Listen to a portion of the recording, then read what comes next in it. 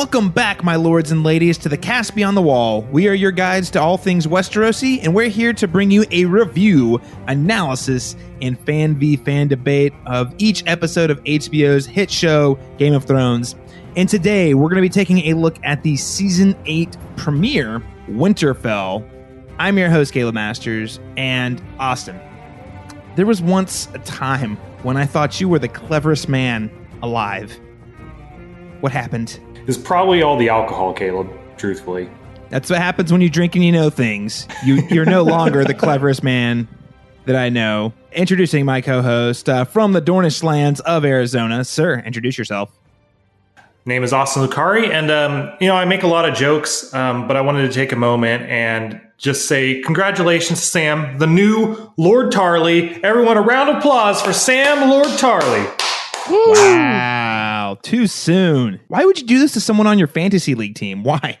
Look, he got a promotion. I'm excited for it. I'm hoping I get those sweet, sweet promotion points. Hey, Austin, you know what? We're going to save that. We're going to find out when we talk about our fantasy league points. At this point in time, let's go ahead and introduce our other co-host from the Starkish lands of Kentucky. Sir, introduce yourself. I'm Daniel Stoll, and damn it, Caleb, my eyes have always been blue. Look into your Skype monitor and see that my eyes are blue. You know what? I'm starting to realize that you're not even a man. You're only almost a man. If you want me to continue to be your co-host, you have to earn it. How many times have you even used this mic? Once or twice? Well, at least I can say this podcast has had its moments. Austin, why the hell is there a White Walker as one of our co-hosts? Why didn't you tell me? Oh, my goodness. Let me go get my Zippo lighter and sword, and we'll take care of this. Listen, Austin, that is a magical flaming sword. We're going to talk more about the magic flaming sword. We're going to talk more about Daniel Stoll's blue eyes and all of that right after we talk about our recap of Season 8, Episode 1, Winterfell. And if you're tuning in today, I do want to remind you that you can track all of our posts on our social media channels, including Twitter at cast_beyond_GOT, and on Facebook at facebook.com/castbeyondthewall. And of course, you can also see our stuff being posted with our host, Good Trash Media, over at goodtrashmedia.com or wherever their content is found. Gents, we made it. The Season 8 premiere. The last episode we got was in August or September, I think, of 2017. So we made it. It's like we survived the White Walker apocalypse in order to watch the White Walker apocalypse. I'm so excited to be back talking Game of Thrones, delving into the scene-by-scene breakdown and analysis, the memes, throwing shit at Austin, beating Austin's fantasy league team with my fantasy league team. I've been waiting so long for this to happen. You have been drinking a lot, haven't you? Not nearly enough, my friend. Not nearly enough. Now, before we jump into our recap of Season 8, Episode 1, Winterfell, I do have a couple of announcements. First and foremost, if you are tuning in for the first time this season, I do want to let you know that as this is the final season of Game of Thrones, and also very likely the final season of the Cast Beyond the Wall, at least as we know it, I would like to invite all of you listeners out there today to let us know, what are your favorite memories of the Cast Beyond the Wall, and what are your favorite memories of the television show Game of Thrones? And you can share those memories with us via the form of audio. That's right. Your lovely dulcet tones can make its way onto the podcast, and you can do this by submitting an audio memory that would play it on the show. I recommend if you do not have, a mic or any sort of audio equipment, there's a really easy workaround. It's called voice memos. If you're on the iPhone, all you have to do is open up the app, hit the record button, record your audio memory, and then you can export it and email it to castbeyondthewall@live.com. If you're not on an iPhone, you can look up a similar Google app that'll record little sound bites. But let us know. We really want to know, as this is the final season, we want to hear you reflect on Game of Thrones in the final season. What have been your favorite moments of the show so far? And of this podcast, it could be Ed Sheeran. It could be Austin hyping Oberyn Martell. There's a lot of great things we've talked about here, and we'd love to hear what you think about this podcast. And of course, if you aren't comfortable with the audio, or maybe you don't have the audio equipment necessary, I highly encourage you all to send your memories in written form to castbeyondthewall@live.com. All right, well, without further ado, let's go ahead and jump into our review and recap of Season 8, Episode 1, Winterfell.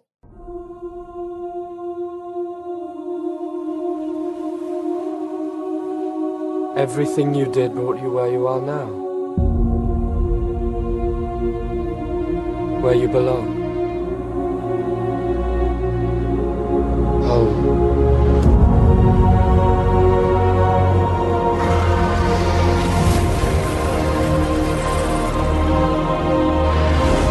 They're coming. Our enemy doesn't tire. Doesn't stop. Doesn't feel.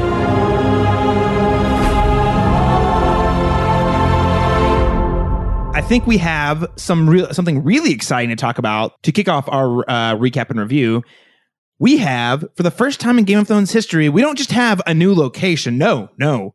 We have an entirely redone introduction. And I just want to get your thoughts into how you think. So obviously, there are fewer locations this season. I think there's only 3 or 4 different locations that pop up on this map that we'll talk about. But what did you guys think of this new take on the intro, Austin? I really liked it. It does, as you stated, really highlight the convergence of all the storylines into like really just a couple locations. I think we had the Wall, a city north of Winterfell, and King's Landing. And they had to do something, or the intro was just going to be like 10 seconds long and be over. So to have the camera like swooping through the kind of like catacombs underneath Winterfell and kind of just exploring parts of the cities rather than just kind of a quick overview, I thought it was really cool. It was really well done. And like I said, just kind of really highlights how the storylines have converged. I loved it. I thought it was super cool. As soon as I saw it, I was already super excited for this season to begin. And then the first thing that I see is like something brand new and that I haven't seen before. And the way that there was this snow kind of covering all of Westeros was really exciting. And I don't know how accurate this is, but like there's that moment at the beginning where you kind of see the snow changing color and it goes to, I believe, which was the last hearth. And there's already theories being thrown around online that, because that's where we see in this episode where the White Walkers are. They're around that area, and so maybe the map is even showing us the movements of the White Walkers at the beginning, which I thought was kind of interesting. Don't know if that's going to be accurate or not, but I thought it was still interesting. It's something new and exciting, and I really loved it. Yeah, I'm glad you mentioned that, Daniel, because that was actually my initial reaction was, okay, we have fewer locations, but no, we're going chronologically. Like, okay, we're starting at the Wall that's been blown open, and we're going down to the last hearth, which, as you point out, is where the White Walkers blow through there this episode, which we'll get to later. And then we have Winterfell, the crypts of Winterfell, which I think is especially notable given how much time we spent down there this episode. And then of course it goes all the way down to King's Landing. So it's like, is this really tracking the path of the White Walkers and where they plan to go? I don't know, but I think that's a really interesting theory, and my gut says yes. Now, on the note of the Winterfell crypts, I do like that these are going to be heavily featured. This is actually plays into one of my theories about what we're going to see of the crypts this season. But first, let's go ahead and start off with the opening in the north. This opening is really cool because we have Daenerys arriving with Jon and her armies. And the way it's executed is really cool because, firstly, we follow a boy climbing trees, very reminiscent of Bran Stark, kind of running around Winterfell, especially when you have the sort of the Robert Baratheon theme queuing in pretty heavily. Now they of course remix. It's a remix. They change it, but initially when it first comes in, it's like the bum bum bum dum bum bum bum dum bum bum bum dum bum. You just get like, oh, the chills. I don't know about you guys. I got the chills. Very, very reminiscent of the very first episode of the show. We have Arya, who's kind of watching from the sideline among the commoners. You see her kind of a weird sort of mixture of excited and somewhat sad and skeptical. If you have Tyrion and Varys who are writing in, and they get a eunuch joke because I guess that's a obligatory eunuch joke for the season. And then of course you have Jon and Dany who are riding in on the horses, surrounded by their huge freaking armies. So I just want to get you guys' take. What did you think of this opening sequence? Was this did you think this was a strong, powerful way to open the season? Did it fall flat for you? What do you think, Daniel? We'll start with you. I like the intro. Obviously, as you alluded to, a lot of this episode seems to be reminiscent of the first episode of the whole series. And I really, this is where we left off. Dany and Jon were heading to Winterfell, and now we get to see all these reunions kind of happen really quickly with Arya. And I thought it was a really nice callback to the original. We started in Winterfell, and we're going to kind of end in Winterfell. It kind of comes full circle in a lot of ways. So I really enjoyed that. And then you also get to see the look on the Northerners' faces, which we've kind of discussed a little bit. But the North has a hard time accepting an outsider, right? And so then you see them all kind of look with like kind of not knowing how to feel, and then you see, of course, the dragons fly over, and even some of them start running and screaming, and so you kind of have this convoluted feel of we're excited that Dany's there, but then there's also this underlying tension that exists with the Northerners. And so I think it's a really powerful scene because it kind of captures all of those feelings without even saying too much. You just get to kind of witness it happen. So I thought it was a really, really strong opening scene. Yeah, and I completely agree. It was a really well choreographed preview of what we were going to see throughout the episode. So as you stated, the boy running and climbing, very Bran Stark like, which we revisit at the end of the episode. That whole aspect of Bran being a boy and climbing things, and when Jaime shows back up, we revisit that.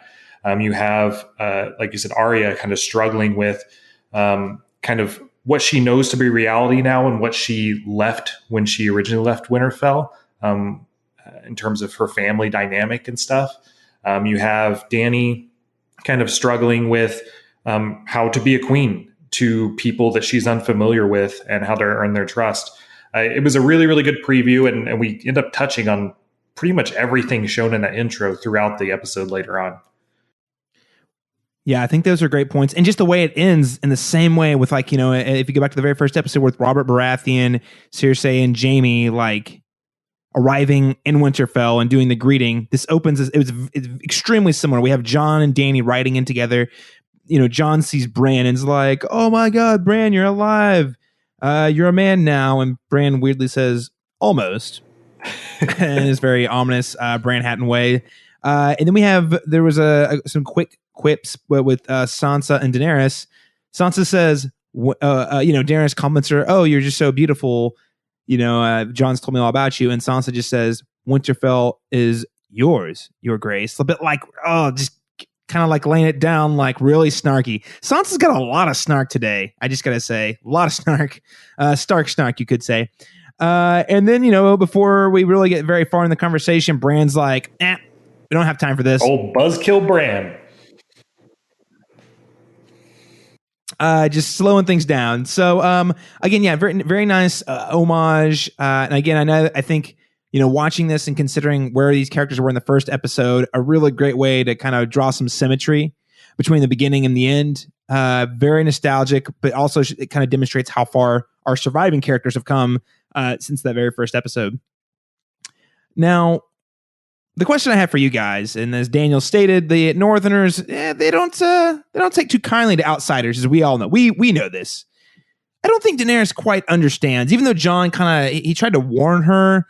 I don't think she really gets it. So the question I have for you is, do you think that in the next, 2 to 3 episodes, the North's actually going to come around to Dany? Or do you think this is going to be a pretty consistent point of tension that might actually end up kind of biting her in the ass? I don't think they're ever really going to truly trust Dany. I don't think the North wants to serve a Targaryen as a whole. They have a hard enough time serving the Starks, honestly. It's always going to be a point of contention, but more so than just her being a Targaryen, Dany is really, really, really bad at being a public figure. The people who she's earned their trust has always been in like one-on-one situations, like Jon and Davos and pretty much her entire like entourage. She's not good as a public figure and trying to present herself as a trustworthy ruler to the regular person. I agree with Austin for the most part. They're never going to fully, truly trust Dany, no matter what Jon says. I think that maybe after, if the Night King shows up and there's this huge battle that takes place at Winterfell, and if they end up surviving that, then maybe they'll kind of realize they don't really have a choice. And so maybe in that sense, they'll come around to Dany because they've got no other option. But kind of Austin was alluding to, this was sort of this has always been the problem with the Starks, and it all kind of comes from Ned. They're unwilling to see the other side of things or change their point of view. They have this idea of what they want, and they're not really willing to budge on that. And so I think only something drastic like the Night King practically killing all of them or something like that would be the thing that gets them to change. I agree with both of you guys. I do have something I want to add to Austin's point, which is Dany as a public figure. So it's something I've been thinking about a lot, especially as I rewatched Game of Thrones in preparation for this final season. Dany is actually, yes, I wholeheartedly agree. She's a terrible public figure. And in fact, there's something about her beauty and the energy she puts off that I think attracts a lot of people. But she actually is basically a conqueror. She rules out of fear. She makes public. She makes very public executions in an attempt to try and control people or win people over. I don't think she actually knows how to win people over because we look at Meereen, it backfired on her crazy. Whenever she almost every move she made to try to demonstrate either her power, her authority, or her willingness to work with the people, it backfired every time. And I don't think this is going to be any better. She shows up with dragons. She's being nice, sort of, but she's also kind of asserting herself as, oh, but I've got 2 dragons. You see those dragons are flying over that everyone's running away from screening of? Yeah, those are mine. And whenever they ask, I think it's Sansa asks, well, what do dragons eat? She says, whatever they want to. There's a certain air of entitlement that comes with her. And I know we've talked about it on the show over the years. And there are moments when you feel like she's grown past it. But then there are moments like we see a lot of in this episode, I think, that she just assumes everybody's going to bend to her will because she assumes that they want to follow her. As Davos points out later in the episode, if you want that trust, you've got to earn it. Despite what she has said in the past about trying to earn love and respect in Meereen, I think it failed miserably, and I'm not confident it's really going to work out here. What we see of her and how she is handling the pushback is only harming her cause and is contributing to distrust she might have from the Northerners. The entire premise that Dany has always worked on was that she was going to break the wheel. But you can't break the wheel and sit on the throne. And that kind of conflict, that paradox that she tries to work within, is pretty apparent, I think, to the average person even. You can't claim that you're going to set everyone free and then fly dragons over their houses to terrify them. It doesn't work. So let's go ahead and move on to the Great Hall. Now, this starts off, basically, they take the party from the outside back into the inside, and we re-meet. He was introduced at the end of last season. Lord Ned Umber, the child, is there asking for more resources to transport his people south to Winterfell. So at this point, Sansa, after hearing about the White Walkers taking down the wall, commanded all of the northern houses retreat to Winterfell to prepare for defense. So Lord Umber saying, "Hey, we've got your back, but also we need more. We need more to get everything we need, everything we have back to Winterfell." And then Jon also makes a comment about summoning the Night's Watch from the south of the wall. I think the defining moment here is when Lady Mormont steps up and questions Jon's status. She says, "When you left here, you were king in the north. And when you returned, you were, well, I don't know what you are." And I just think that Jon, we know Jon, right? Like, we know his goal is to protect people from the White Walkers. He doesn't understand the politics. He doesn't seem to care about the politics, very like Ned Stark in that sense. But in this case, even though he claims he didn't really want to be king of the North, he is, I think, is still making a huge miscalculation by speaking about. He defends his decision to bend the knee as a gesture for the greater good. So I don't know. Do you guys think this was a good move to kind of rally his people, or at least put his people at ease, or do you think this was a mistake for him to even speak up about this issue? I mean, whether his people are at ease or not, the fight's coming to them. He can defend himself, and that's great. But ultimately, they're going to find out in a week's time, or however long it takes for the White Walkers to get down there, that none of this actually is the important thing. I mean, we've already seen, at the end of season 7, they questioned Jon then, and even some of them were saying we should have trusted Sansa. And as we've seen, Sansa is definitely the more politically minded of the two, and is much more gifted in that area to where she could handle that situation better than Jon could. Not to say that what Jon is saying is wrong. We know what the Night King threat is and how significant it could be, and Jon's just trying to get these people to forget about status and what matters to them, because from his perspective, if we don't ignore that, we're all just going to die, and then it won't matter. Whereas Sansa's, coming from this perspective of, if we want their trust and loyalty to fight for us, we've got to think about all these things. And I think, in their own way, they're both kind of right, which makes this whole scenario really quite interesting. And yeah, I don't know. I really like the dynamic that's going on between the two of them. Now this gets even worse when Tyrion's like, oh my God, Jon's digging a grave. I'm just watching him dig this grave and he's about to get buried. So I, Tyrion Lannister, am going to speak up and save him. If anyone survives the war to come, we'll have Jon Snow to thank. He risked his life to show us the threat is real. Thanks to his courage, we have brought with us the greatest army the world has ever seen. We have brought 2 full-grown dragons. And soon the Lannister army will ride north to join our cause. I know, our people haven't been friends in the past. But we must fight together now, or die. When did Tyrion get so stupid? I have to know. Yeah, he really was just not reading the room very well. He obviously read the room enough to know that it wasn't going well, but clearly the worst thing he could have done was get up and talk about how the Lannisters are also coming. But he used to knew that the Northerners were like this.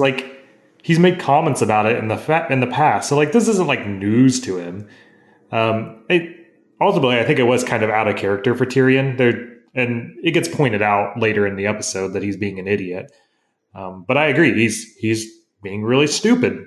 And I don't know when that happened, sometime over the past year and a half, I think. Really, it basically starts with season 5. After Tywin died, he kind of lost his mojo. Now, I will say he had some good strategic decisions made in season 5. But dude, season 6 and season 7 Tyrion is not the sharpest Tyrion in the shed. I hate to say it. He clearly was listening to too much Smash Mouth, I would say. Hold on, Smash Mouth? What are you talking about? Yeah, somebody once told me the world wasn't worth living in if you weren't the sharpest Tyrion in the shed. Oh, okay. Apparently he was listening to too much of that. Oh, yeah, got it. That's going to be the next intro song, I totally was with you that whole yeah. time, Caleb. Yeah, you were? the whole time. Okay, thanks, Daniel. I knew I could count on you, bud. I knew you had me but my back. Yes. To add insult to injury in this whole thing, Sansa, after all this, has said, well, hey, great army you brought us and such, but we don't have enough food for your Lannisters and your Dothraki and your dragons, especially the dragons, which is when, of course, Daenerys makes the comment about, oh, my dragons eat whatever they want. So, man, this tension is real. And I know, listen, plot-wise, I don't think there's too many surprises in this episode about where everything's getting placed, but I will say these character interactions are juicy, and that is one of them. Just all the shade being thrown around everywhere is great. Now that's kind of like the last sort of centralized scene we have in the north, and what follows is several smaller conversations. So on the note of Tyrion and Sansa, let's just go ahead and jump right into that bit, where we have Tyrion. He sees Sansa talking to Lord Royce, and he goes over and asks for a word. And of course, Lord Royce, who is now I guess he's the protector of the Vale, I guess, since Baelish is dead, is very suspicious looking and hesitates, and then she has to calm his ease, and he walks away. So I gotta say, guys, this whole interaction way saltier than I expected. Holy shit! Wow, there's salt being thrown around. Tyrion is saying nice things about her. He's like, many people underestimated you, and most of them are dead now. I was like, oh, that's a good line. She says, sorry to leave you at the wedding. And then Tyrion's like, oh, yeah, it was kind of hard to explain why my wife left right as the king was poisoned. Anyway, what'd you guys think of this interaction? Was it meaty? Was it not? Did you think it was impactful in any way? This is one I was actually pretty excited to see. And I thought the results were good, just not quite what I expected. Austin? Yeah, I liked it. I thought it demonstrated well, one, that they still have a pretty good relationship, even though it was a little salty. But that salt was in order to demonstrate that Sansa is not the same person who left King's Landing. Like, she is a force to be reckoned with, and Tyrion even recognizes that. I thought it was a conversation between equals, which they hadn't really had in the past. So I liked it, and I thought it was very good. Yeah, I also thoroughly enjoyed this scene. I kind of like what Caleb was mentioning. We expected a lot of these characters to meet up. It made a lot of sense, but a lot of the saltiness, or whatever word you want to use, and the tension, I wasn't expecting to be as strong as it was in this episode. And I really liked that it was, because it felt a lot like, some of the older Game of Thrones that, season 3, season 4 kind of era of like us characters talking and having all these mixed emotions on, between these characters. And I really feel like this scene kind of, these two characters really were shining in this scene, and I totally agree to a certain extent with Sansa at the end, where she says, um, you believed Cersei, I thought you were a smarter man than this, and kind of calling him out on that. And as we already talked about, it does seem like Tyrion has been slipping recently, and Sansa is, really coming to her own, and is really starting to command a lot of respect and leadership within her family. So I really liked, as Austin pointed out, as equals almost, they were going back and forth, and so I really enjoyed, their banter kind of back and forth. Yeah, no, it's really interesting because she was essentially a prisoner last time they really talked. I mean, not one to Tyrion, but just to the Lannisters in general. So she probably, firstly, she hadn't been through all the things she'd been through. She hadn't grown quite as much. But also, I'm sure she didn't feel like she could speak freely, which is largely why she stayed alive so long. So let's move on to one of the moments I was looking forward to most in this episode, which is the long-awaited reunion between Jon Snow and Arya Stark. Now, they have not made an appearance together since season 1, episode 2. How did you sneak up on me? How did you survive a knife through the heart? I didn't.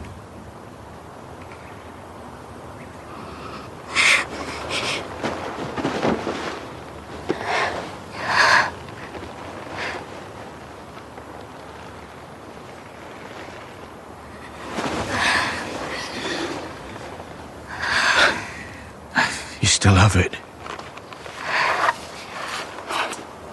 Needle. Have you ever used it? Once or twice. So I think this works really effectively for the TV show, but it's like a nice little extra treat for book readers, because it's like the investment in that relationship just felt that much greater. Austin, who has not read the books, I want to turn it over to you. Do you think this was an impactful reunion? Yeah, I think it was impactful to some extent. Jon still doesn't really understand where Arya's come from, what she's been through, and what she's seen and done. And neither does Arya of Jon. So it was all kind of surface level of like, oh yeah, you remember how things used to be? Nothing's like that anymore. So it was impactful in a way of demonstrating how not the same anything is anymore, and how like those types of surface level conversations feel kind of hollow and meaningless. Oh, geez. You had like the super negative reading of this. Daniel Stoll, bring me up, brother. Bring me up. Bring the positivity. Well, I don't know if I can bring you all the positivity, but I did really enjoy this scene. It's something that Arya, I used to be one of my favorite characters. Through some of the writing of the show, she kind of fallen down in my mind a little bit. But, I always have loved Arya and Jon Snow, and their relationship was always so, especially as being a book reader myself, being able to see, how strong and connected they were. So it was just great to see them together again. We've gotten kind of, I guess, spoiled in the last season or so, because we've gotten some reunions that we, hadn't had for 3 or 4 seasons before. But just to see them together again, and to see that, we haven't seen Arya smile. And like even last season, none of her smiles looked like that, like joy. She was pure joy in this moment for like the first time in several seasons, which was just really, really nice to see. But I do think they planted a little bit of a seed. She mentions that she thinks that Sansa is the smartest person that she's ever met, and Jon kind of is taken aback by that, as they have been really, really going at odds with each other. There's been a lot of tension between Sansa and Jon, and so Jon kind of expects Arya to just back him up, and she doesn't. She says, Sansa's defending her family, like that's what it's all about. And I think we don't get to see it in that moment, but I think there might be some seeds for maybe next episode or a couple episodes down the road. I know we don't have a long time, but it was just interesting to see Arya so defending Sansa. No, I think this idea of family is definitely at play in this scene. Hey, Arya's defending our family, and Jon says, I'm your family too. And then Arya hugs and says, don't forget that, which obviously, underlying subtext here for the readers is, oh wait, we all know that Jon is not, they are family, but they're not brother and sister like they think they are. He's his cousin, so I find that is definitely what they're planting here. And I do think it's going to come to roost later in the season, this idea of, oh, we're not really a family, or at least not family in the way we thought we were. I think this is going to be a moment we're going to look back on and be like, ooh, like the words they exchanged here came back to bite both of them. In true Game of Thrones sense, I think this is a very bittersweet reunion. But ultimately, I think it sounds like I walked away feeling a little more positive about it than you guys did, even though I'm, again, confident that this is not... This partnership they have is not meant to last, and it sounds like Arya is going to be backing Sansa up over Jon. So, yeah, keep an eye on that one. At this point, let's go ahead and move south. We're going to come back to the north in a little bit, but I want to break things up a little bit. I want to break things up since there are really only 2 locations this episode. Three locations this episode. So we're going to go south to King's Landing. And the first shot we see is Cersei overlooking the arrival of Euron's... his fleet and the Golden Company, and Cersei is informed by Qyburn that the dead have just broken through the wall. And she says, good. Now, Austin, I thought you would be very excited to see that Euron has returned with Harry Strickland from the Golden Company. I did. I was very excited. So quickly. I thought this was going to be like a whole subplot for like at least 2 episodes of him getting in the Golden Company and Theon chasing them down for a confrontation. I thought this was going to take a couple episodes, but no, he is back and he is ready to have sex with the Queen. That's right. I'm very disappointed in his lack of delivery of the elephants, though. That was a bad move on Euron's part. He should have brought the elephants. Have you seen the ocean, Austin? I've been once or twice. Yeah. Okay. So can elephants swim? Well, that I don't know. I've never seen elephants in the ocean. Can we all agree that elephants probably aren't great swimmers? No, I can't agree with that. They have a lot of fat. They can float. They're like boats themselves. Their ears are really big. Maybe they're like, propellers. Like or sails. Yeah. They're like sails. They could sail across the ocean. They are their own sailboat. So what you're saying is they can like float on their backs and use their ears as sails to be blown across the narrow sea? Yeah, and their trunk is like a rudder. Yes, and and then if they need a little bit of extra speed, they can just blow out their nose and just fly down. That's like a jet ski. Or spin their tail like a propeller. Yes. That is exactly how it works. Austin, maybe you should go rule over the Golden Company. Harry Strickland should be fired because he could not figure out how to get the elephants across the ocean. Most things are better when I'm running them. So I agree.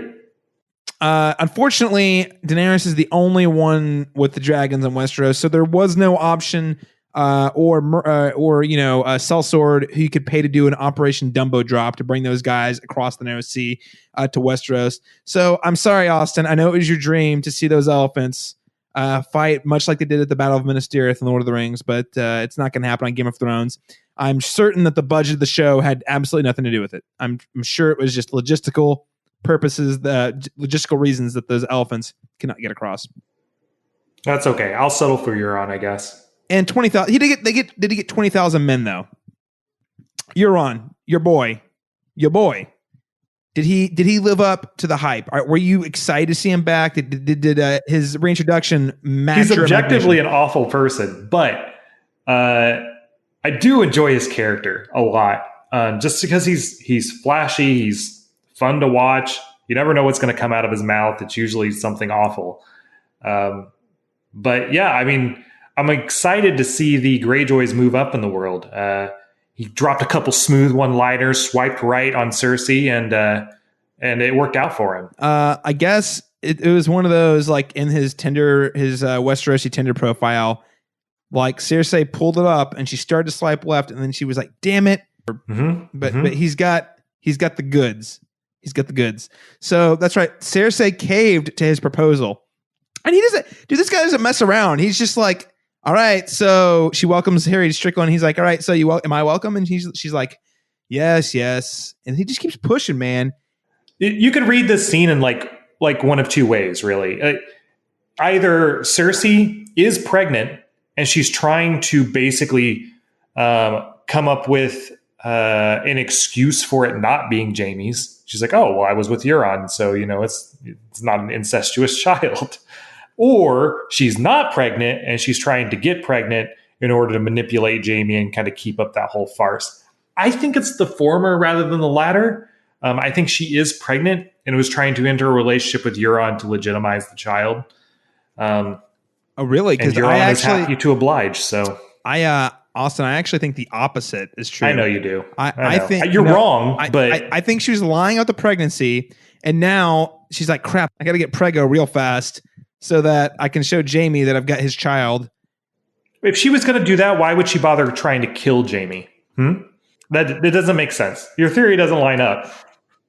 Oh, no. Here's the thing, though. Austin, last season, she goes out of her way to say, "I don't care if people know me and Jaime are together." She did like multiple times. She like goes out of her way. That's before Jaime turned his back on her. Now she hates him.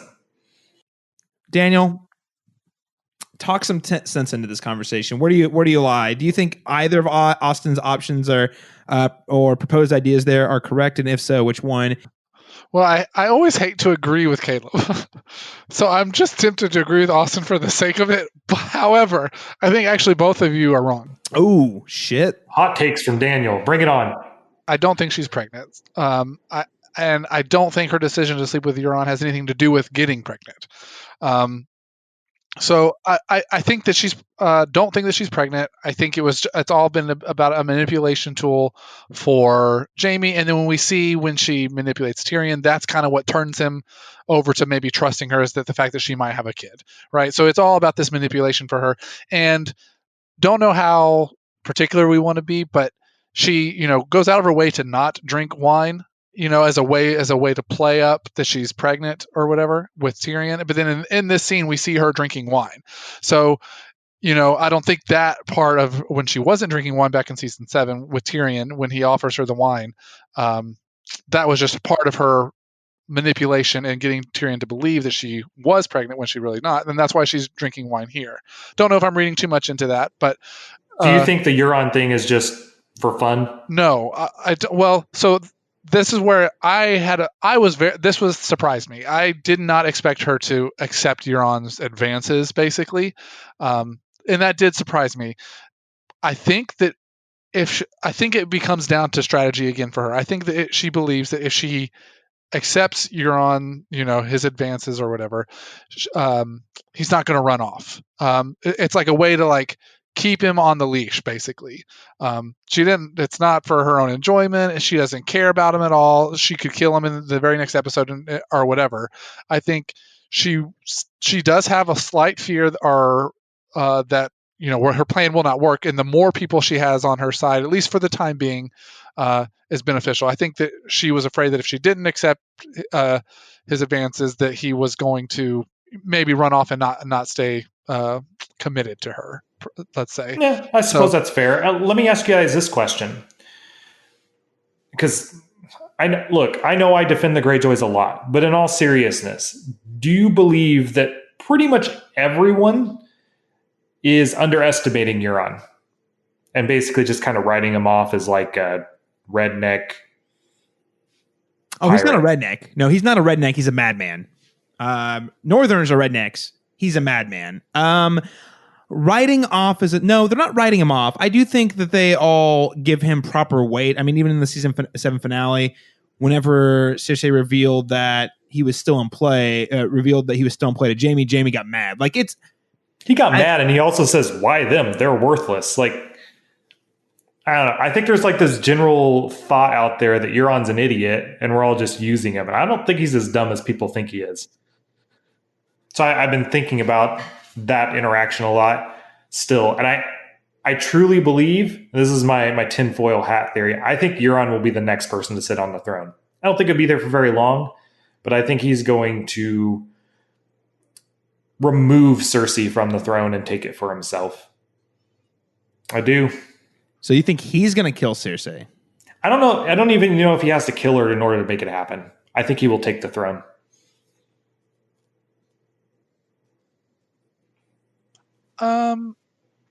That's interesting. I don't think that he's smart enough to get past Cersei, though. I think underestimating.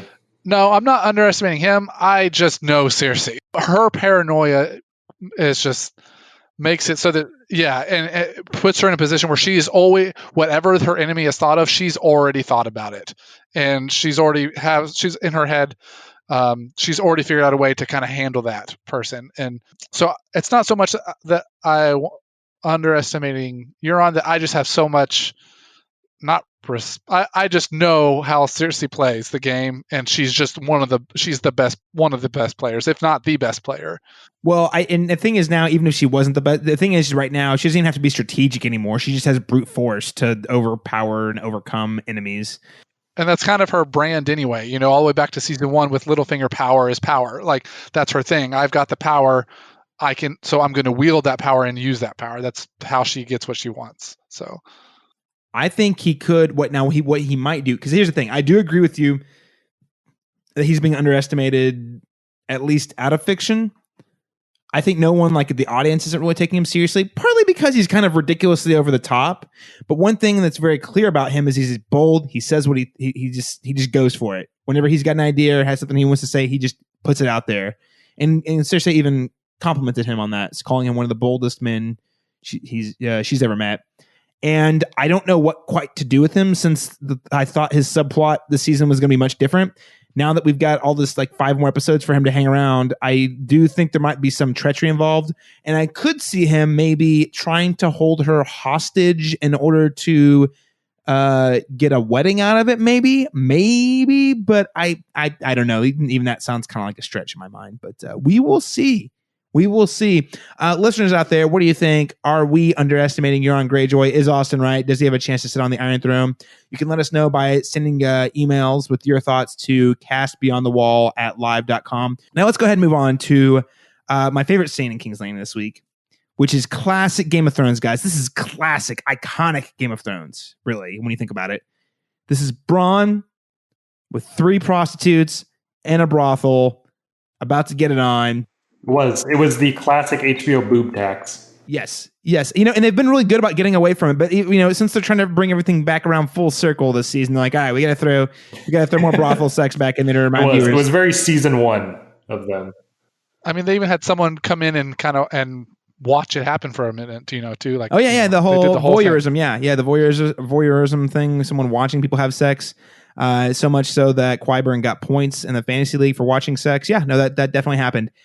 So Bronn is about to get it on with 3 prostitutes. We get a little mention and caught up with Ed Sheeran from last season. Little Eddie the ginger apparently got roasted by some dragons and his flesh burned. So sad. It was too soon. I wanted more Ed Sheeran in my episodes. Do you feel like justice has been served after we talked about literally last season in season 1 we talked about him for like 20 minutes? Do you feel a sense of justice now that we found out that he died by a generic? No, there's no taking back those 15 minutes of my life. I can admit it. I'm quite happy. We also basically, as Bronn's about to get it on, Qyburn shows up and says, "Hey, the queen has a very important job for you." And he pulls out the bow that Tyrion used to kill Tywin Lannister and says, "It's very unlikely that these brothers are going to survive their trip north, but in the event they don't, here's this bow. Kill them." And then all Bronn says is, that fucking family. Just classic Bronn line. And I guess he's getting paid to kill both of them, one or both of them. And guys, I got 2 main questions for you. First and foremost, Tyrion in season 1 through 4, Tyrion and Bronn were the tightest of bros. They were BFFs every scene, stealing every scene, stealing every episode with the scenes they were in. And then we got Jaime and Bronn were bros in seasons 5 through 7.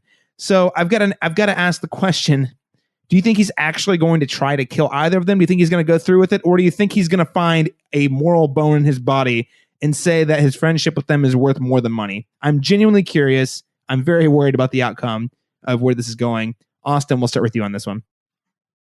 His decision will not be based on morals. I can tell you that right now. He might kill them, he might not, but it's all going to be determined by what gives him the best chance to survive. I could definitely see him saying, nope, peace, and going up north and deciding to just fight alongside them. I could also see him be like, no, they've got this covered, and on their way back, I'm going to snipe them in order to better myself. But I don't think Bronn's not going to make a decision based on friendship. He's going to make it based on money and survival. And that's why the answer to this is no. Because as Tyrion has reminded him dozens of times, that whatever the offer is, he will double it. So easy answer to this one. I just think this is great television drama, guys. Maybe it's a little forced, but it's kind of great because we're so invested in Bronn's relationship with both of those guys that just the thought of him trying to kill the one of them is devastating. Because my next follow-up question, the second question is, does Bronn's assignment to this mean he is toast?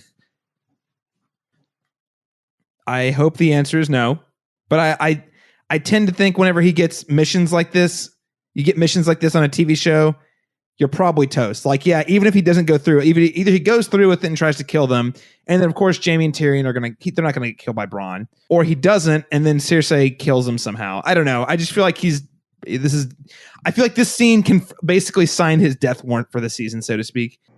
I mean, so whether he likes them or not, if he felt that siding with Jaime and Tyrion would end up in his death, he would 100% not side with them.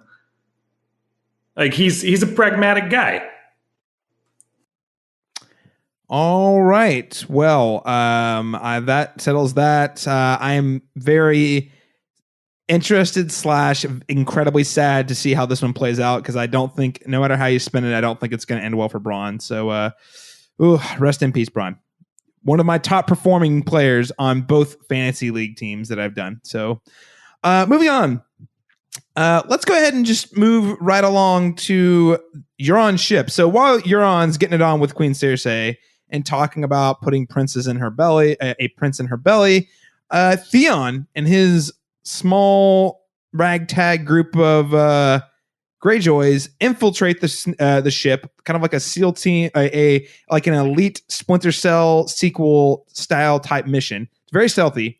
And they even go as far as to kill Rob McElhenney from It's Always Sunny in Philadelphia. That was how hard this expert level Splinter Cell mission was. They sneak onto the ship and he rescues Yara. And the first thing Yara does is punches him in the face, and then they run along, get away together, and head back to the Iron Islands. Austin, I have to know. What did you think about this particular scene? I loved it, of course. I mean, I always love to see everyone's favorite seafaring family in action. It was good showing from them this week. I did see, and you guys probably noticed it too, the parallels between Theon rescuing Yara, as when Yara tried to rescue Theon when he was captured by the Boltons. So it was kind of cool to see that dynamic, whereas Theon kind of cowered in the corner and wouldn't come. Yara just punched him in the face. But it's completing that redemption arc that I was really, really hoping to see for Theon. And it sounds like it's going to get even better if he returns to Winterfell and kind of finishes that with the Starks. I doubt he's going to get a warm welcome. I think Sansa will be one of his biggest defenders because he did help her. I think he's also toast in the end, but I do like to see this kind of redemption for Theon complete. Ooh, you raise a great point there. I mean, whether or not Sansa defends him, because really Sansa and Jon are both, generally forgiving of Theon. But what are the Northerners going to think about recruit? I mean, okay, they're brought in Okay, so Northerners, they brought in Daenerys, the daughter of the Mad King. They brought in Tyrion Lannister, who is promising more Lannisters coming into their lands. And then if they welcome Theon, they welcome Theon Greyjoy, the one who, supposedly burnt the Stark boys. Even though we all know that's not true, I'm not sure Northerners would see it that way. So and I know the politicking shouldn't matter at this point. I know it seems like really small fish. Theon's going to have a rough time there. I believe that for sure. Yeah, I know it's really weird talking about small fish, like the little politicking that's going on. But I think kind of the beauty of the show and one of the themes that is being articulated here is just that it doesn't matter how great the threat and evil that you face or certain the evil you face. It's really hard to get people on the same page working together against a common enemy or towards a common goal. Especially when you have as much baggage as these people do, and history, twisted history these people do. And Austin, I just think he's going to have a really hard time if he goes back to Winterfell. But it does sound like, based on the conversation, that's where he's headed. Daniel, anything you'd like to add about this little subplot with the Yara Splinter Cell rescue mission? I will say it happened a lot faster than I thought it was going to. I didn't expect him to get in there and rescue her in basically the first 5 minutes of his story. I expected it to play out a little bit longer. So in a weird way, it was kind of, I see what Austin's getting at, and I've always liked Theon, or at least seen him as a very tragic character. I've never had a lot of animosity towards him, even though I know he obviously made some very, very awful decisions, but I've always just seen him as a very tragic character. And so to get that redemption, I don't know if it's fully there yet. I mean, there was basically there last season for me with Jon forgiving him and then him deciding to go save Yara. And this just happens kind of so quick. And I know that's kind of where we're at in Game of Thrones now. We don't have a lot of time to spend on some of these things, but it just happened so fast that it was just a little, I don't know. I wish we could have spent more time with this storyline almost in a way. But I understand we got to get to the end game, so it was a fine scene. I didn't think it was this to me was a really, really fantastic episode. This would not be one of the scenes that's going to make this episode memorable to me. Okay, I think that's a fair point, Daniel. And kind of like I mentioned earlier, I expected this rescue mission to Yara, along with Euron getting the Golden Company, to take probably 2 episodes or so at least. So the fact that this all happened in the first episode, I was like, whoa, this, I thought this was going to be Theon's arc this season. Was his redemption was going to be complete. He had gotten forgiveness from the Starks. So his ultimate forgiveness, or his ultimate redemption would come from rescuing his sister Yara, who had basically put her neck out on him multiple times. And this was going to be how he kind of reclaimed his personhood and independence, and kind of embracing both the Stark and the Greyjoy parts of his heritage. And I think it's going a different direction. This moved much faster. I don't think it's bad, but I will say it was surprising because they made such a big deal about how he was going to rescue Yara last season. That was a big moment for him. So the fact that it happened in the first episode, I was like, oh, wow, that went fast. But it just signals to me that they are going to play an important role in the fights to come, and they needed it to happen sooner. But I think this is the point where we're going to take a little break from our recap, and Austin is going to give us a rundown and an update on this week's Fantasy League teams. Do I have to? Well, Austin, of course you do. I mean, I don't. Can we just skip this week? I thought you were the king. I mean, in fact, isn't that your team's name? I am the King of Westeros. The King of Westeros. I have not relinquished my title yet.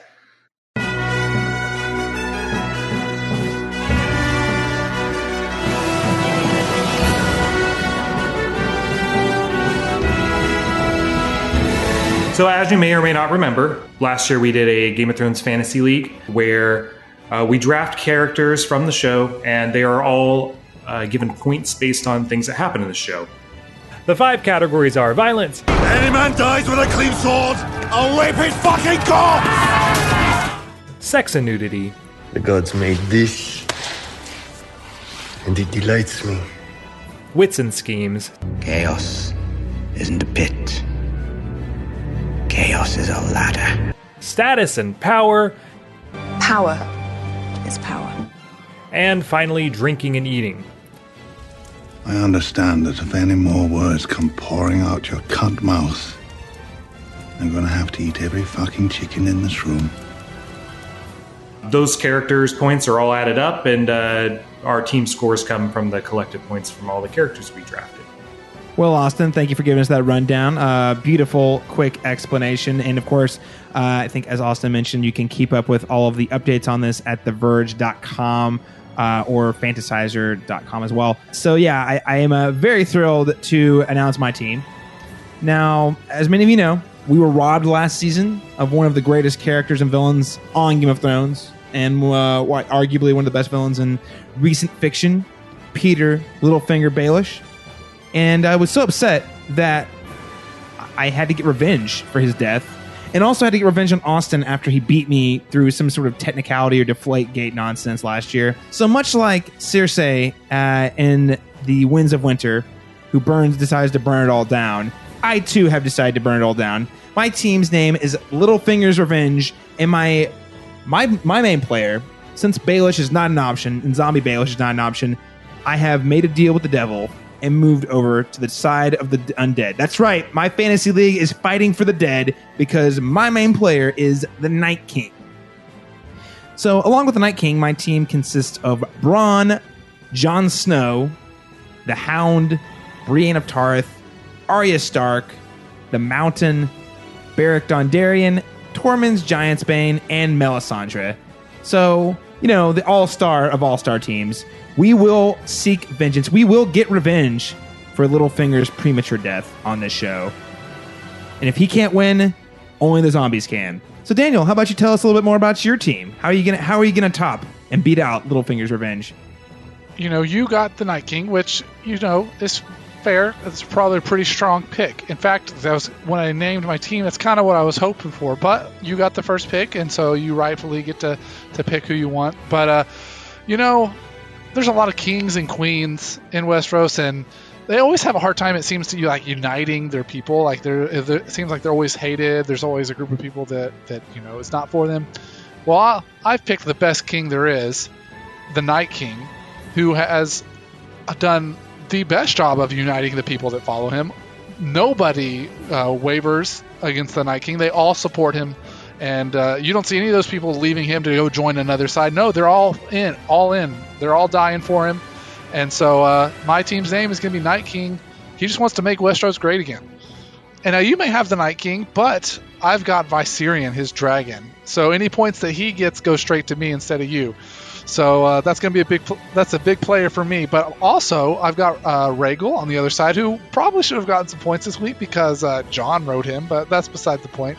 I've also got Grey Worm, Bran Stark with all his visions. Cersei Lannister, of course, is probably going to blow up a bunch of people, still get me some points. Jaime Lannister, Theon Greyjoy, Jorah Mormont, Davos Seaworth, and Ghost, just to mix things up a little bit.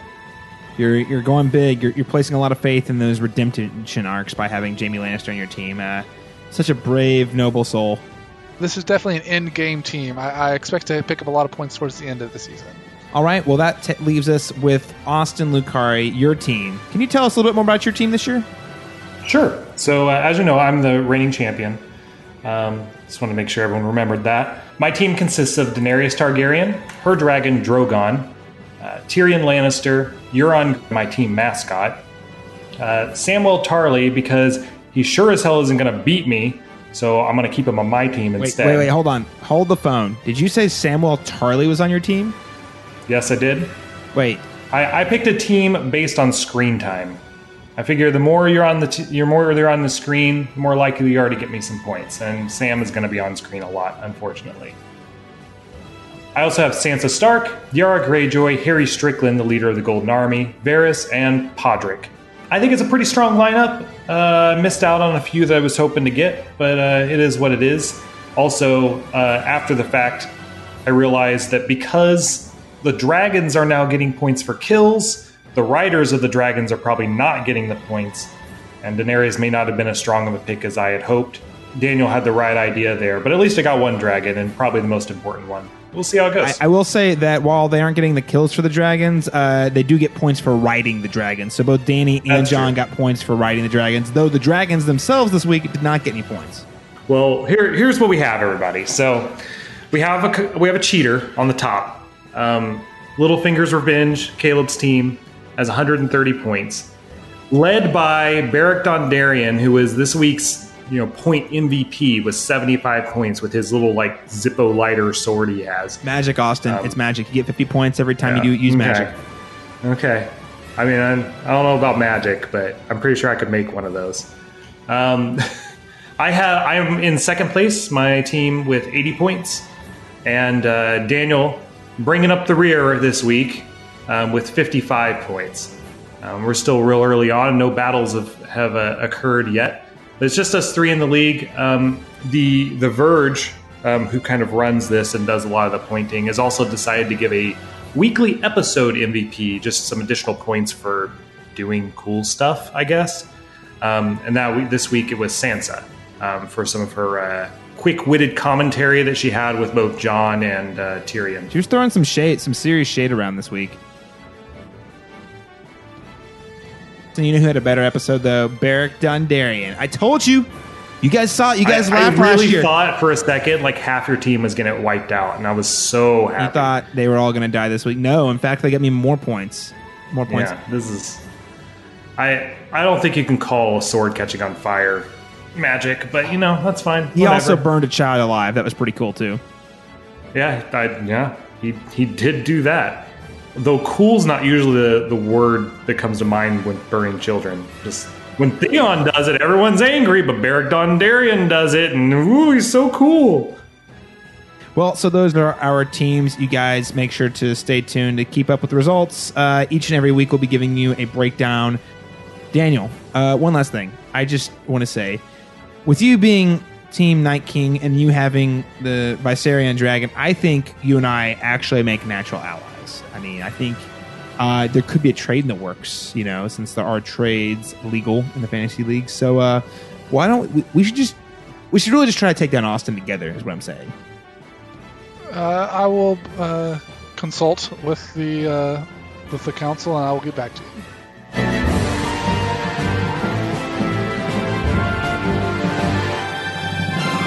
You don't fight with honor. No, he did. All right, gentlemen. Well, let's go ahead and head back into our recap. And let's start off with what I call the Karstarks return to Winterfell. There's a really brief exchange between Tyrion, Varys, and Davos as Alice Karstark connects with Lord Royce. There's a little joke here from Tyrion. Well, one of the better sigils, even though it's like a super lame sigil. And he says that it's better than an onion sigil anyway, which kind of a nice jab. But the more important takeaway from the scene really is that they are watching Jon and Dany be childlike lovers frolicking through the battlefield below. And I think they make a comment, I think it's Varys who says, respect is how the young keep us at a distance from the truth. What's the truth? Nothing lasts. So Varys is, in true Game of Thrones fashion, Varys is already spelling doom to this little shindig. I mean, would you guys say that Jon and Dany here, I mean, they're hitting it off. Would you say their Dragonflight, it's like a third date, right? Like they've already had a first date. They already had a second date where you have your first introductory date, you have your second date where you hook up, and then you have your third date is when you get really romantic. Because after they talk about how much Sansa doesn't like Dany, they decide that they're going to take a little stroll up to the dragons. And Dany's all like, yo, Jon, I can show you the world. More with the singing. Oh, God. It's so much singing. We're going to be singing every week in this podcast. And Jon's like, oh, my God, I've never ridden a dragon before. And then we see an entire scene from How to Train Your Dragon unfold in real time. It was quite a kind of genre mashup I didn't expect to see. What did you guys think of this whole, what I would like to call the Jon and Dany dragon date night? It was a scene designed to set you up for disappointment. And also probably an expensive scene that funds could have gone to maybe showing me Ghost again. That would have been cool. Now, in all seriousness, it definitely is supposed to like build, help build that relationship with Jon and Dany, to make the inevitable sting of them being at odds with each other all that more painful. It was a fine scene. I don't think it was all that exciting, but it is important to help build that relationship. The one thing we did get from that scene, I think, is it seemed as if the Drogon, especially at the end, really kind of acknowledges Jon as a Targaryen, potentially. It might be hinting at in the future that Jon also has the ability to command the dragons. I have some theories surrounding how that might go down, but we can probably save that for later. Yeah, Daniel? I'm kind of with you a little bit, Austin. I feel like this scene was kind of, it felt a little unnecessary. Although I had a little bit of a different read. I think that this sets up Jon riding a dragon, so maybe that later he can ride a dragon in a more significant way. And yeah, it kind of builds up their relationship a little bit, but overall they probably could have achieved those things in ways that wouldn't have, in better ways. So I don't know, this scene was kind of meh to me. There wasn't a lot, there's not a lot here for me to really to talk about. It just sets up, the main point to me is that Jon is riding a dragon, and the Drogon recognizing him, as Austin was pointing out, about possibly being a Targaryen. So I think that's the big takeaway, but I feel like they could have achieved that in a probably better way. Yeah, I think you guys are both onto something. I think the execution, I think the idea here is really good. Giving them a romantic outing, I think, is appropriate. And I mean, conceptually, them riding dragons together sounds romantic. And it's not that it's not. It just feels really cheesy. And no, the spectacle's cool. The spectacle's cool. And Austin was right. This looked incredibly expensive. And there was a little making of documentary that came out today, the day of recording, kind of showcasing the making of the episode. And they got some incredible drone footage they used for the dragons. So it's not that it was worthless, but I agree with you, Daniel. I think that there are more effective ways to accomplish the goal that they wanted to achieve, which is set up more romance so that the betrayal and the fallout will sting even more. Establish that Jon Snow can ride dragons. And I will say, as cheesy as this was, they were really playing more specifically to Jon, his relationship with Ygritte. I mean, the way that Dany even says, we could just stay here forever up by this waterfall. Very reminiscent of the cave scene. Even music cues were very similar. So they were swinging for the fences here. I want to say, for me, it was like 60% effective. Like, I felt it. I was like, oh, this is sweet. This is really cheesy. And then I kept saying, this is really cheesy. But you know what? I'll take it. It worked for me.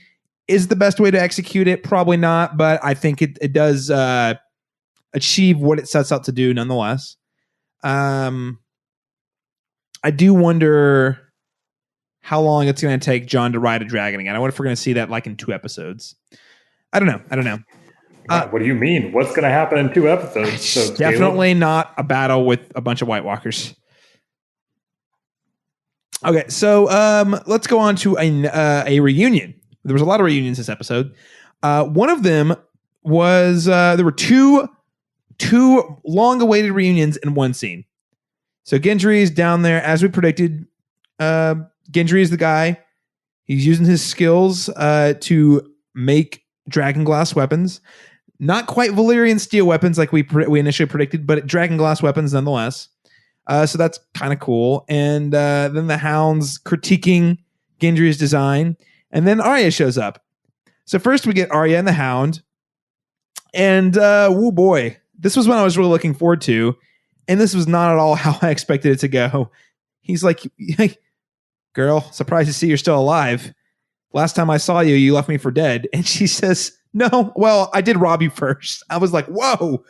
And it was, I think they were going for playful here, but I don't think it came out as playful. I don't know. I thought it was, felt like, again, there was a little more tension and shade there than I expected. But they always had a weird relationship, right? Like, it was kind of this tense relationship where they kind of liked each other, but at the same time, Arya wanted to kill him the entire time.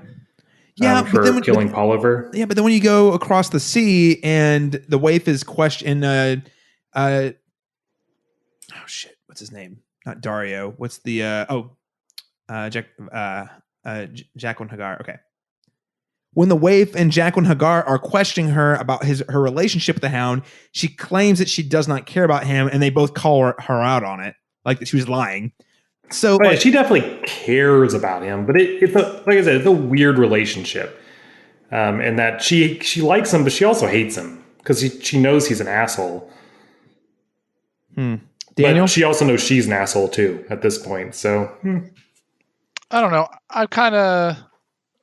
I read it a little bit as playful, like in a weird way. Like I think in a weird way that's a compliment from the Hound. Like he says, "You're alive." Like that from the Hound's perspective. Like in a weird way, he's like saying, "Like good for you, you're alive." Because that's what I mean. If we're to believe the Hound, he obviously had some motivations to get money or whatever, but some part of him actually wanted to keep her alive. So I think him seeing her alive, it's nice for him, but then they don't know how to actually speak nicely to each other because that's how their relationship was before. So I think it was, like you said, maybe trying to get playful, but maybe the execution wasn't great. But yeah, it was they just have a weird relationship, I guess. But well, I'll put it this way. I hope we get more of them in the next couple of episodes because I felt like I wanted more or maybe different. It didn't need to be, certainly didn't need to be like a heartwarming like hug. We're BFFs. No, that's not what I was expecting, but it just, it was weird. It was a very strange scene and it was a very strange reunion. But then we got to part 2 of the reunion where immediately afterwards she reunited with Gendry, who she hasn't seen since season 2. I want to say season 3. No, season 3 when Gendry was taken by Melisandre in the Brotherhood Without Banners and he was taking a dragon stone. I actually thought this was a little quite a bit more effective. There's still a little bit of playful hints at romance there, even though they're both very not romantic types. There's a playfulness there, and I thought it was really funny that he says, "I always knew you were another rich girl," and she's like, "You don't know any rich girls." I don't know, playful, a little bit of chemistry there. I don't know. Do you guys think this is going anywhere? No, I don't. I think they're just friends. I guess. Yeah, I really don't think it's going anywhere either. I mean, okay, me neither. I don't think it's romance, but there's a lot of people on the internet shipping them, so I thought I had to acknowledge that that was a thing. No. The internet is a dark and terrible place. Well, I don't disagree with you, and I just think the only cool takeaway I have from it really is that Robert's bastard is really good friends with Arya. That's kind of a cool idea, I guess. Kind of a nice little tribute or universal homage, the universe homaging the great friendship that was Robert Baratheon and Ned Stark. But I do have to say, in retrospect, now that we kind of have a little more perspective on the series as a whole, that doesn't really mean a lot to me because Robert Baratheon was a bad person. He was a bad dude, bad, selfish dude. So Ned Stark was friends with him. So yeah, I don't know how much that really means to me anymore. But let's go on and move on to the next scene between Jon and Sansa. They're in private. Sansa informs Jon that Lord Glover has decided not to come to Winterfell in honoring the call.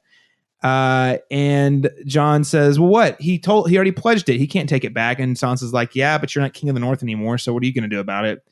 I think this is another interesting contrast in how they view the relationship with Daenerys. Jon sees Daenerys on the surface. He sees her as means to an end. Hey, I'm bending the knee so we can get the resources and armies we need to beat the armies of the dead. But then the other layer is he's kind of falling for her and he wants to keep her around. And Sansa calls him out on that and calls his compromise with Daenerys is weak and a critical error that's going to bite him in the ass. And you know what? It's a scene like this that reminds me of, I think his reasons were a lot less stupid and slightly less selfish than, say, Robb Stark, who just found a woman and hooked up with her, and that got him killed. So, Jon Snow is actually doing all the things that got his relatives killed. He went south to answer the call of a Targaryen. Fortunately, he got lucky enough to survive, and now he's basically sleeping with not the enemy, but an untrustworthy person from the perspective of the Starks and the Northerners. So, Jon Snow, for all the credit we want to give him, he's actually making a lot of the same mistakes differently, and the context is different, but very similar mistakes as Ned and Robb in a lot of ways. I don't know. What do you guys make of this scene? I mean, while I think Sansa's criticisms are fair, I think she's kind of out of place here. I mean, there's no way she's so stupid to think that they can do this without the dragons or without the Unsullied or without the Dothraki or just all the resources that Dany has at her disposal. They are in a better position to accomplish their goals with her on their side. Now, she's totally justified in being skeptical of Dany. I think Jon is not skeptical enough of her, but at the same time, for her not to acknowledge that it's necessary is kind of ridiculous and honestly a disservice to her character. Oh, you thought it was disservice to a character? I mean, here's the thing. Here's the question. We already talked about how she's like the smartest person Arya knows. I'll push back on that, She's Austin. smart enough to realize that this is important. I'm going to push back on that, Austin, because here's the difference between Jon and Sansa. I don't think it's a betrayal of character. I think that she lacks the knowledge and understanding of exactly what the threat they're fighting is. She did not see the White Walker or the zombie White that they took south. She did not see that. She's not seen any of them. I don't think, while she trusts Jon and that, oh my gosh, there is clearly something big and evil coming, I don't know that she quite understands the gravity of it. So I think the judgment call she's making is still based on the presumption that these are, while unconventional enemies they're fighting, they aren't. I think she's underestimating the White Walkers, which is a very Cersei Baelish thing to do. Honestly, I don't know. Daniel, weigh in. What do you think? Are we both wrong? What do you got? I kind of disagree. Kind of err more on Caleb's side, I think, a little bit. I definitely think that, like you mentioned earlier, Jon's big picture, he's only, he's thinking about these, the White Walkers are coming and they're going to kill us all if we don't have everybody we need. But he also does, as Sansa points out, he does have an attachment to Dany and in love with her. And that may not be his motivation, but it is there. And Sansa is a lot more thoughtful in the way that she handles the Northern Lords and how to keep, their loyalty. And I don't know if she necessarily even disagrees with Jon's decision straight up to kneel, but maybe was there a different way you could have gotten her up here without having to do that specifically? Maybe trying to find a different way to get her aid, so that we don't have to worry about the Northern Lords abandoning us. Because as you said, as she points out, Lord Glover is not coming. There's that. Maybe there's others that aren't going to come now, and those are things that she is thinking about. And that's stuff that's not even on Jon's radar. And, yes, they have different priorities at this point, and maybe Sansa doesn't fully realize what's coming, but Sansa's not wrong in what she's thinking about, in my opinion. It makes a whole lot of sense to me for her to think that way. While it also makes a whole lot of sense for Jon to think the way that he's thinking. So in a weird, I kind of said this earlier, I think they're in their own way, they're both right. And I don't know how they compromise that necessarily, but both of their points are in a lot of ways correct. So I think it's just their priorities are different. Priorities and their opinion on how to execute those plans. It sounds like. I don't know. Yeah, I really am very curious to see how this Jon and Sansa back and forth develops through the season ahead, which takes us to another really critical thing that happened this week, which was a bait and switch. We see Dany and Jorah walking into the library, and we see Sam. We're like, whoa, Sam's never met Daenerys.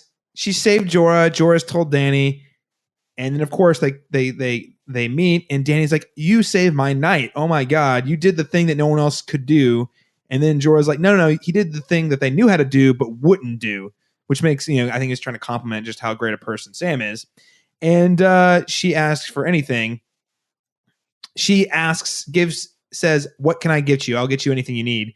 And he jokes and asks for some pardons for stealing some books for the Citadel, and then in passing mentions his family. And then I think everybody watching, all of a sudden the light bulb went off, and you're like, "Oh, this is about to get bad." And at first I thought it was going to be one of those like, "Oh, she's going to like process like, oh, Tarley, I know the Tarleys," and then not say anything about it at this moment. But no, this is season 8 Game of Thrones. There's no beating around the bush or withholding information. She just goes for it. Not Randall Tarley. Was it? Oh yeah, he's my dad. How do you know him? Have you met him? And it's just like this huge kind of sucks the wind out of the scene. And it was really emotional because Sam's relationship with his dad clearly is very complicated. His dad hates his guts. And there was, I think, part of Sam that always wanted that approval. So he's got, classic daddy issues. And here his dad is just gone because Daenerys executed him. That's devastating.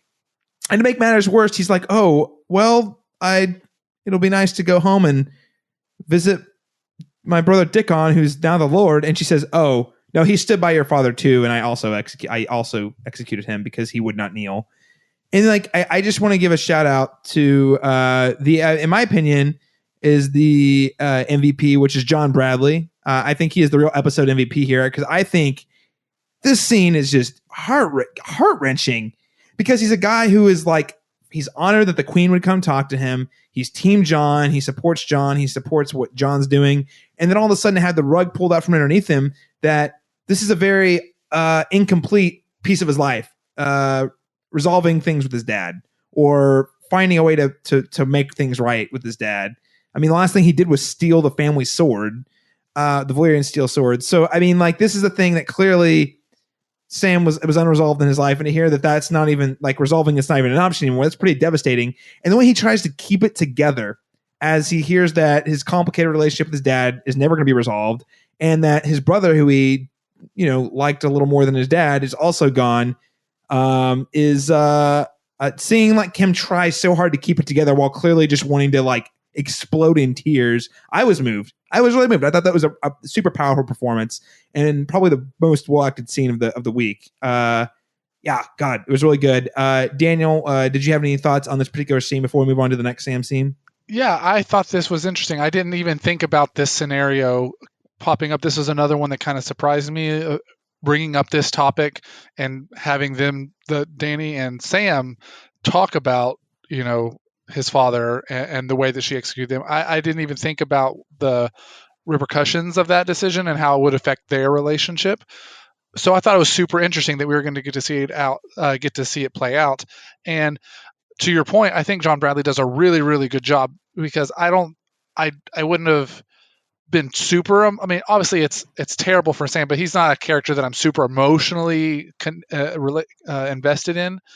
And so, while I like Sam, he's I know obviously Austin hates Sam, but he just doesn't. He's not like a character that I'm super connected to, and so I probably wouldn't have cared that much. I mean, obviously it's like, oh, it's sad for this character, but his performance like makes me care a lot more than maybe if someone else had done the scene. And so, yeah, I agree with you. It's very moving and emotional scene, and maybe not as maybe I'm not getting as much of the powerfulness of it as you are, Caleb. But I definitely agree that it ended up being a really good, a really strong scene, and a lot of that is due to his performance. Awesome. I don't have anything really additional to add. I think he did a good job. It's a really tough role to try to play someone as reserved as Sam is, being as upset as Sam is. I wasn't as moved by it as you were, but I also acknowledge like what he was trying to do was very difficult. I do think his performance in the next scene is actually better. Okay. All right. Fair enough. And before we move on to the last scene, one last thing I want to add is I think this is the scene outside of being, I thought it was just an outstanding character moment, but I think this also speaks to how well the show is written long term. So whenever they brought the Tarleys in season 5, I think it was, season 5 or 6, I that is book material, and I was like, okay, they're bringing it in because it's book material. But then they brought them back last season, and like it was, Randall and Dickon. They brought them to fight on the Lannister armies, and initially I was like, I mean, do we really need to see them again? You know what I mean? Like I just didn't feel like it was necessary. I thought it was a really lazy way to establish stakes for characters. Like we were supposed to care about them because they're Tarleys and they died. And I'll be honest, I generally didn't really care that they died. Like, I mean, it was like, oh, bummer. But like, Sam's dad was a jerk and his brother was, kind of dumb. So it was like, oh, well. I thought that was the writers making a really weak, poor attempt to get emotion out of us. Seeing them die was supposed to be emotional when really I was like, I don't really care that much about them. As opposed to killing like a main character like Bronn or Jaime or something like that. But for them to bring it back to this moment, I was like, whoa, this recontextualizes all of it. I don't know how intentional it was, but this moment, like them dying last season, I think is like a 3-season, like it's like they've been building up to this moment for 3 seasons where, because what this does is this complicates and muddies the waters a lot more. So before, I think Sam was generally pro Daenerys because he's pro Jon, and now he's got doubts against Daenerys, which is going to take us right into our next scene where he goes down to the crypt. On his way down to the crypt, he talks to Bran. Bran says, Bran, by the way, is still creepily sitting in the courtyard, doing his Dr. Manhattan style meditation for the week. And says, now we've got to tell Jon the truth about his heritage now. And Jon's like, and Sam's like, no, not yet. Not yet. But he goes down there. Nonetheless, he goes down there and he tells Jon, he's like, did she tell you what she did to my father? And Jon clearly shooken. Jon is clearly shaken by this news, but also he still kind of justifies it. He sees that it's really upsetting Sam. He says, Sam's like, hey, she executed my father and my brother because he didn't bend the knee. And Jon just has this look on his face. He's frustrated. And he's like, well, Sam, we just got to get everyone we can to our cause. There's no looking back. And that pivots to Sam telling Jon about his real heritage. And this means a lot because Sam is one of the few people that Jon actually trusts. So for him to reveal this critical information saying, hey, I have verified this with your Google search, Bran, along with this diary I found, that you are in fact Aegon Targaryen, 6th of your name. Your father was Rhaegar Targaryen. Your mother was Lyanna Stark. You're the true heir to Winterfell. You were the true heir to the throne. And it's ironic because they're saying this right in front of Ned and Lyanna Stark's graves, by the way. I thought that was a really little poetic scene setting there. And Jon just is like shooketh, right? Like Jon it's like his whole life is a lie all of a sudden. He says, are you saying that Ned, my father lied to me? And then Sam says, no, you're really the heir of Winterfell. And I keep saying the heir of Winterfell. No, you are the heir to the throne. And my favorite part of that was when basically my favorite part was probably Jon's reaction. His reaction wasn't, oh shit, I banged my aunt. His very like honorable, like Stark reaction is, are you saying I should take the throne? That's treason. I don't know. The whole sequence was just, it was dramatic. It was emotional stakes. I thought it was kind of funny seeing Jon Snow's reaction, but also really sad and emotional for him to kind of realize that the honorable Ned Stark had actually been lying to Jon his whole life. I don't know. What do you guys think of the scene? I really like this scene. And as Austin alluded to earlier, I think that John Bradley does a really good job in this scene too. I think it's, as you pointed out, Jon is presented with this information that recontextualizes his entire life. His name would be Targaryen, not Stark. Which I know it was Snow before, but they've always seen him as Ned's son. That's always been, it's Ned's son. And so it just recontextualizes everything. And you can see, like, obviously the first stages are just to deny it. This can't be true. He just starts coming up with all these ideas of why it can't be true or why he shouldn't believe it. But I think the delivery from Sam is really good, and obviously it puts that doubt. Sam is trying to put a little bit of doubt into Jon about Dany, and he's hoping. And I don't think Sam is necessarily anti-Dany, but I think he's pro-Jon. And I think Dany, and from Sam's perspective, Dany is in the way of Jon. And so therefore he wants to, it's more about supporting Jon than it is about bringing down Dany. But he has to be anti-Dany to put Jon in the rightful place, I think. Well, I do think he is questioning. He is trying to force Jon to question what kind of ruler Daenerys is, and I think the way that he ends the conversation is incredibly powerful. When he threw it was like the perfect way to end this whole episode, this kind of plot in the episode, which is, hey, you were willing to bend the knee and sacrifice the needs of your people for Daenerys because you believe she's the rightful queen who is going to save us all. Do you think she would do the same for you? I completely agree with you. That is a perfect way to end that scene, to leave that at Jon's feet and have him deal with that. But I think more of the motivation is he thinks that Jon should be the leader, and he is now, and Dany's in the way of that. It's less about, I don't think Dany should be the leader. It's more about Jon should be the leader. That's just my own. But I mean, there's obviously, he has some doubts about Dany for sure. But yeah, I agree with you completely that the leaving that at Jon's feet is going to be.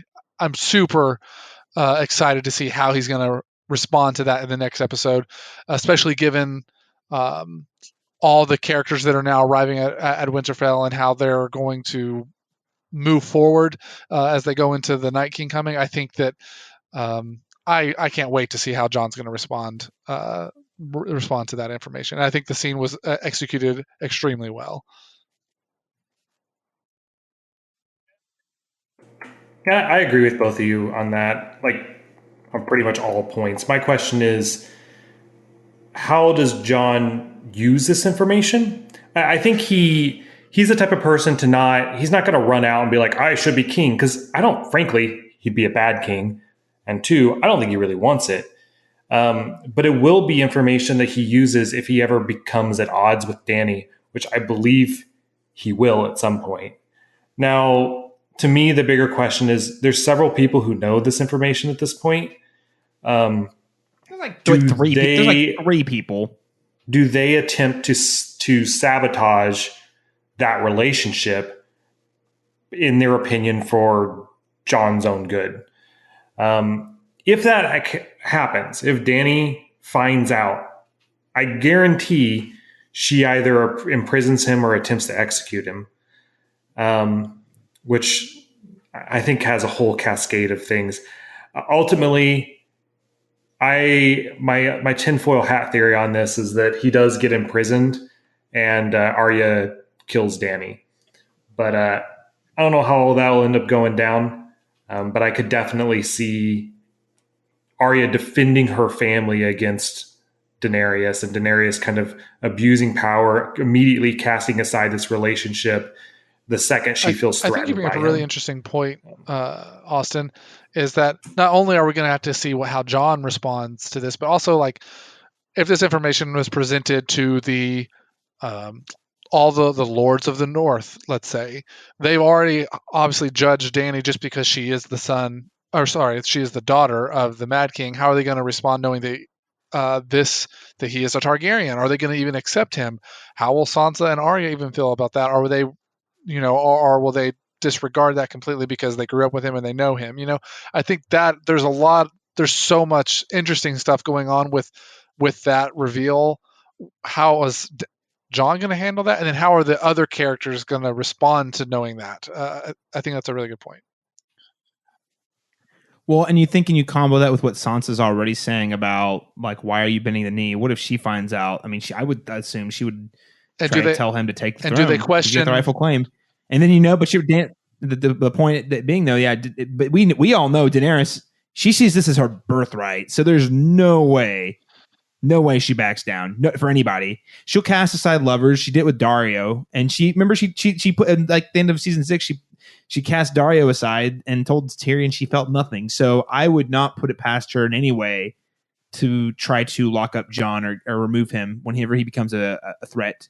And in which case, I think it's a good point, Austin. Yeah, Arya or Sansa or the Northerners. Dany is not really, I mean, outside of having her armies and her dragons, she is not in a place she's not in a safe place. So I think if she makes a really critical miscalculation, it could come back to bite her in the ass, especially if Jon is a Targaryen and might be able to control the dragons. I think the timing is important too, because if, let's say, Jon is in a precarious situation and then he is the one to reveal that information as a way to try to gain some sort of political leverage or something, do they then question if he knew this the whole time and has been holding it? Or when did he find this information out? How long have you known that? I think there's the way that the information is revealed and the timing of when it comes out could also have a big effect on the way that people respond to it. Indeed. Well, we are running very short on time, so let's go ahead and make a quick note as we go further north, where we do see that, yes, in fact, Tormund and Beric Dondarrion did somehow survive the collapsing Eastwatch wall. We don't know how it happened, but apparently they're just that good at what they do.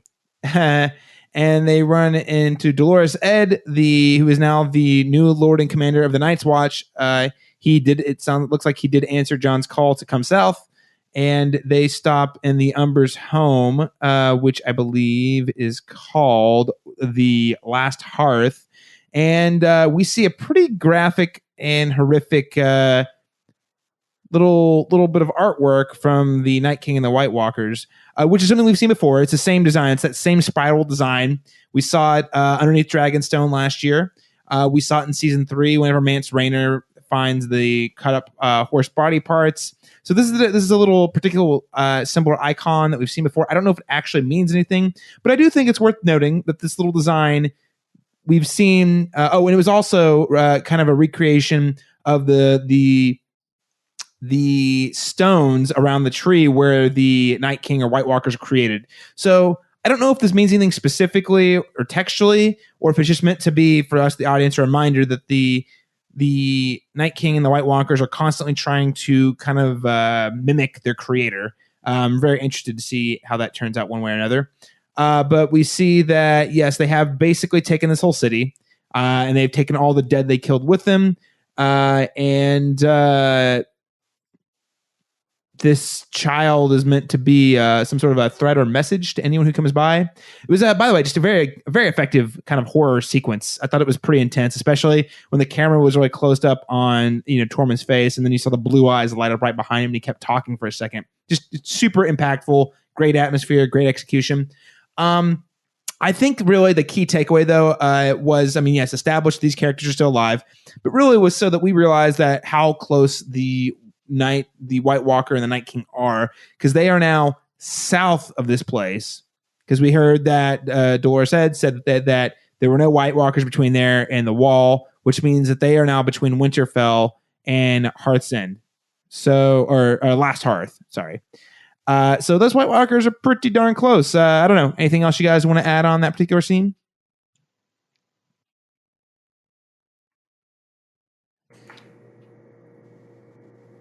Did you guys shit your pants when the blue eyes opened?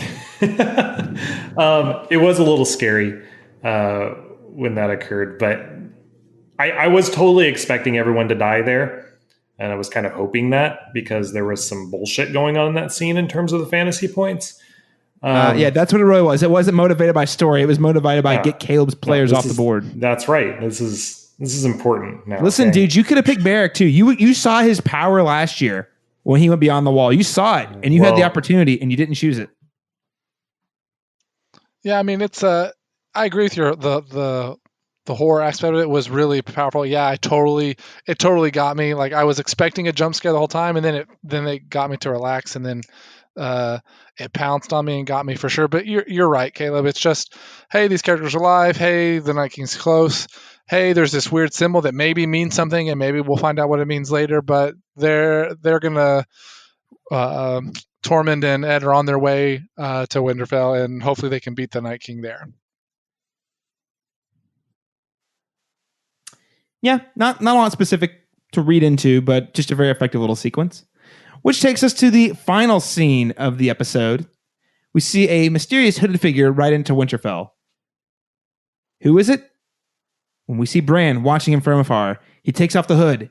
None other than heavily disguised and bearded Jaime Lancer. Jaime Lannister has arrived in Winterfell. And I just love the way that the camera, like the first person he really sees is Bran. And he just has that look of like, shit, like on his face. Like, hello, old friend. And that was the old friend that Bran said he was waiting on all episode in the courtyard. He was in the courtyard the whole episode. He was waiting on Jaime Lannister to arrive. And just what a final great nod to the first episode of the show when Jaime pushes Bran out the window. And for Jaime to realize that that's going to come back to haunt him, I think is just a really impactful way to end the episode, and a bit of a cliffhanger because it really sets up, I think, where we're going to be going with Jaime next week as well. Obviously, we'll be able to talk a lot about Jaime next week, but I think that this was just the perfect way to end this episode, not only because of the callback that you mentioned, but out of all the stuff we've already talked about, all the tension that we've already talked about existing, I think Jaime just throws so much more into that. I cannot think of a single person there that really, really likes Jaime. Like maybe Brienne, and then Tyrion, but then like everybody else there is going to like have some level of distaste for Jaime, if not just outright like hatred for Jaime being there. And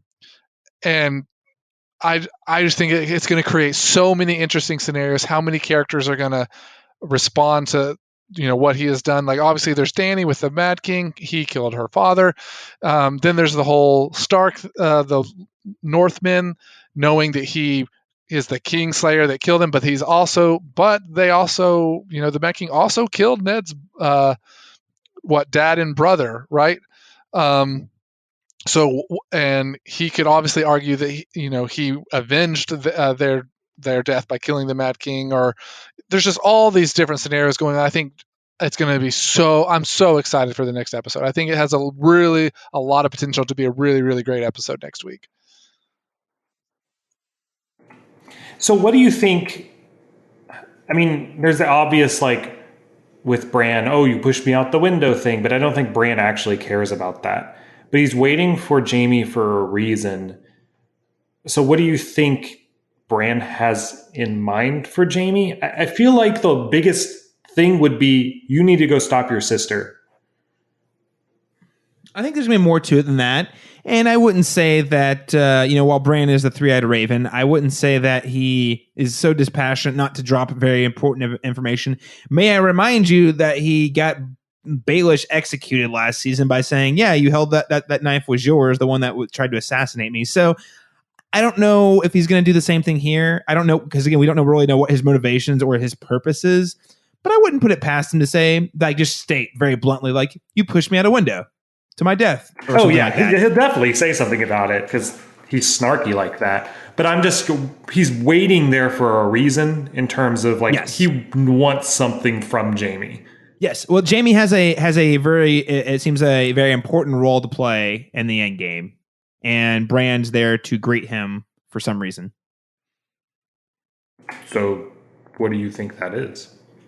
I don't know. This is going to be a larger theory I'm going to hit on next week because we just don't have time for it today. But I'm just going to throw this out there for the listener. I don't think we should trust Bran. I 200% do not think we should trust Bran. I think we are designed to trust Bran as an audience because he's a Stark and we spent so much time with him. But guys, the Bran who is with us now is not the Bran we saw in seasons 1 through 6. This is something a guy or a person who is like kind of hit the next step of evolution in a certain way. We don't understand what his purpose is, what his goals are, what his visions are telling him, what he hopes to accomplish. I don't think the protection of his family does not seem to be much of a real priority for him. The protection of Westeros doesn't even seem to be a super high priority. I don't think he is trustworthy. We'll get into more of it next week. And I don't know. And that said, because I don't know what his motivations are, what his goals are, I don't know what he wants to do with Jaime, but I will say that Jaime is a critical piece of the puzzle for him. And I don't think he's just waiting on Jaime to get him executed. So I think in the end, Bran will make the case that they should allow Jaime into their camp. I don't know exactly how that's going to play out, but that's kind of what I'm expecting to see.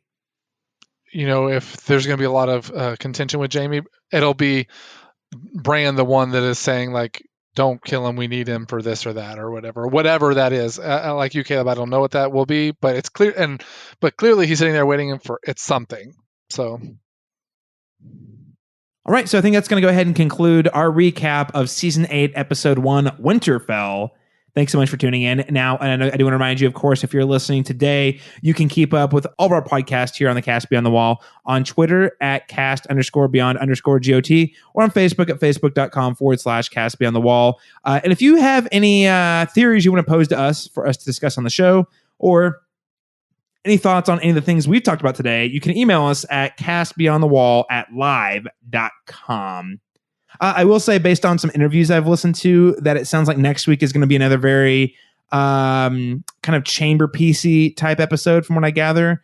A lot of characters sitting around in rooms scheming and plotting against each other. So I think that'll be something that I will personally be looking forward to.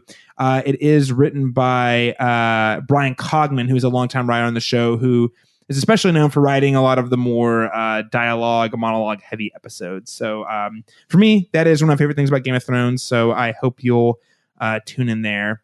Do you guys have any thoughts on next week's episode? Anything you're looking forward to in particular? Like you mentioned, you said it's going to be more of an episode where there's a lot of like conversations, and that's what I've always loved about Game of Thrones is the motives and the different characters interacting with each other. So I'm just excited. I think next week has potential to be a very, very strong episode.